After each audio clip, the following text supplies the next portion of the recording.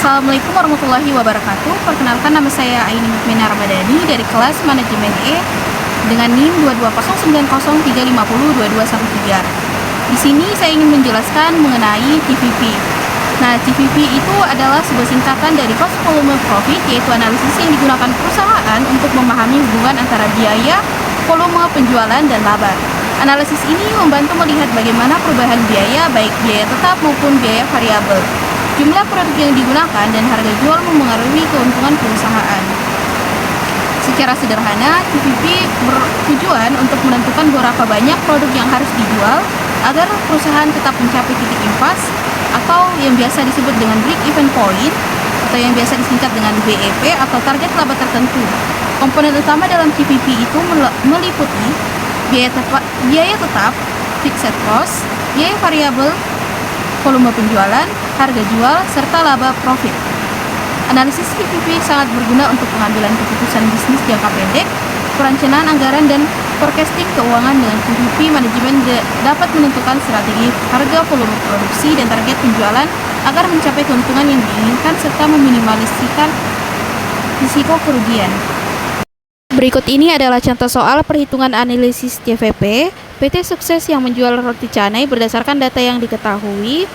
Harga jual per unit P sama dengan Rp5.000, biaya variabel per unit F sama dengan Rp3.000, biaya tetap bulanan F sama dengan Rp6 juta, target penjualan sama dengan 3.000 unit. Dengan rumus, margin kontribusi per unit MC sama dengan P dikurang V, target titik impas break even point dibagi BEP dalam unit F dibagi MC.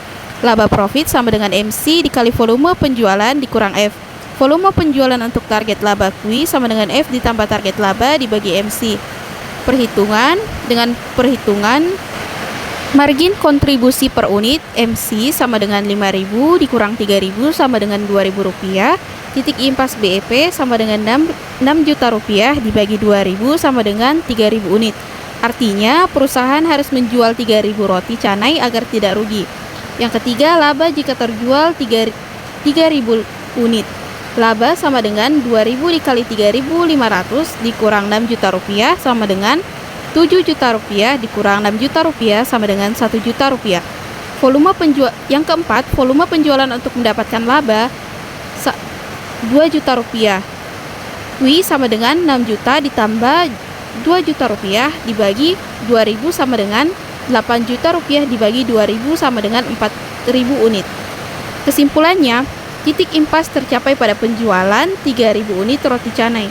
Jika penjualan mencapai 3.500 unit, perusahaan memperoleh laba Rp1 juta. Untuk mendapatkan laba Rp2 juta, perusahaan harus menjual 4.000 unit roti canai.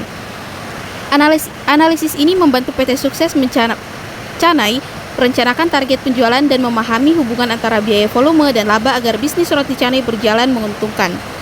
Nah, itulah tadi contoh analisis kasus dari TVP, yang dimana TVP ini sangat berguna untuk pengambilan keputusan bisnis jangka pendek maupun jangka panjang, perencanaan anggaran, dan forecasting keuangan. Dengan TVP, manajemen dapat menentukan strategi harga, volume produksi, dan target penjualan agar mencapai keuntungan yang diinginkan, serta meminimalisirkan risiko keuangan.